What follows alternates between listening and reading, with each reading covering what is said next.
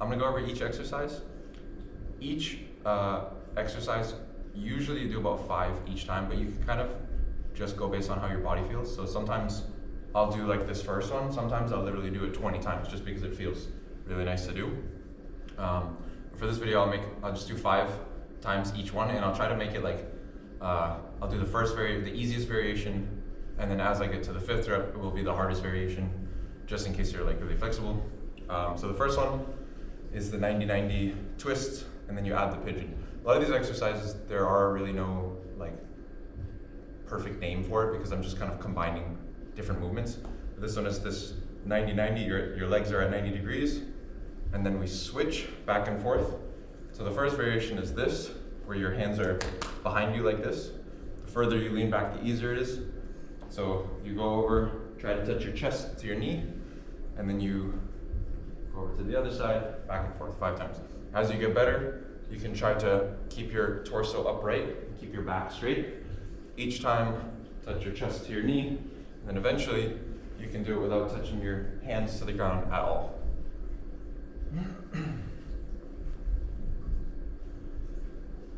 Second one, we lie on our back. Arms are out in the T. We're gonna kick our leg over to one side and look in the other direction. And then we switch this way and to the other way. For this one, there's not really variations you can do.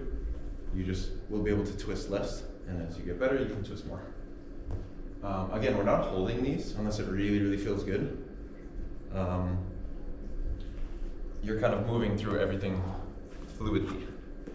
Next, we do cobra to child's pose, or up dog, or whatever you want to call it. So we're going as much spine extension as you can, look up to the ceiling, and then we go back into child's pose. And you go back and forth. Think long spine, so don't compress backwards. Think about up and back instead of down and back, like that. And then the child's pose is just to kind of cancel out the extension that you just did. You're trying to round, back and forth, back and forth. The next one, we go long lunge, next one is spider lunges. So we're gonna, and this is something I added just recently, but it's very, very good. We touch the elbow to the ground if you can. If not, just do the regular one. Touch the elbow, and then reach up to the ceiling. This hand goes on the ground, reach up the other direction. And you go back into this push-up position, and then we get our hand, and foot all in the same line. Touch the elbow to the ground again, reach up, switch, and back, touch the elbow to the ground, back and forth. So I guess easier variation is just twist as much as you can. Obviously, the less flexible you are, if you're only doing this, you can even put the knee on the ground. It will make it a lot easier. As you get better, this back leg should be as straight as you can, and the hips should be lower. So as you're not flexible, it will look something like this. As you get more, you drop the hips and straighten the back leg. That's it. Next one is long lunge to pyramid. So this one, you think of it as like a lunge where you go down, but we try to keep this back leg straight, and you bend the front knee like this. So we're bending into here, and then you keep the torso on the leg here, but we're straightening the knee. So if this is as far as you can go, just do that. And you go back and forth, and then back and forth. As you get better, obviously you want to go as far as you can. And then if that's still too easy, or you can go all the way down, you can straighten or flex the foot here, and that will lengthen the nerve a little bit, making it a lot harder to stretch. Even I feel this one, and I'm very flexible. I'll just do that like for now. One more before we sit down on the ground. This one is Cossack squats. You're trying to get as deep as you can, so just as far as you can. If you absolutely need to, you can come up and bring the heel off the ground, come up onto the toe, but the goal is to keep the heels, both heels on the ground the whole time. If you're here, you're gonna fall backwards like that, Another variation, you can hold on to something like this. That will allow you to drop all the way down, even if you have really bad mobility, because you're holding on to something. You can hold on to a partner if you have a partner. Yeah, Cossack squats. Another variation you can try is keeping the whole foot of this leg on the ground, and it'll stretch more of the inner thigh. Yeah, there's plenty of variations for those.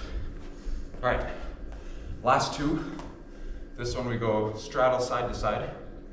Imagine you have like a small ball in your hands. We lean over to one side and then lean over to the other side. If your straddle looks like this, you can still do the same thing. You're just leaning to the side. But go as wide straddle as you can. And then you're going all the way this way and then all the way this way. Again, all of these, try to breathe naturally as you do them. Don't hold your breath really right here. Whenever you tighten like that, you're tightening all the muscles, not just the breath. So breathe naturally, try to keep everything loose. The last one, we go tortoise. So butterfly looks like this, right? I think we've all done this one before. Tortoise looks like this. It's a little bit further away. You're trying to get basically your chest or your head to your feet. So just go as far as you can. You know, if this is as far as you can, do that. You go as far as you can, and then we switch back out to straddle, and then you go as far as you can this way. So this one also doesn't really have variations. It's just how much distance you can get, but you go as far as you can, and then as far as you can this way. As far as you can, and then eventually you go all the way, and then all the way. But switch back and forth. The order of these doesn't really matter too much. Sometimes I like to do this one like second or third. I do like this one to start. It's a habit.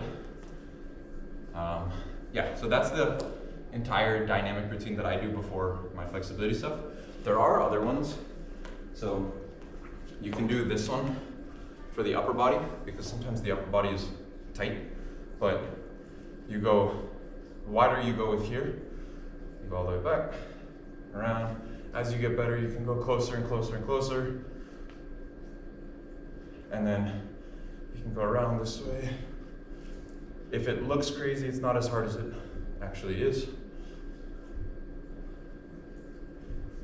You can go the other way. And then this one actually looks the most crazy of all of them. Start with the palms facing forward, and you bend over, and you try to touch the ground here, and then touch the ground here.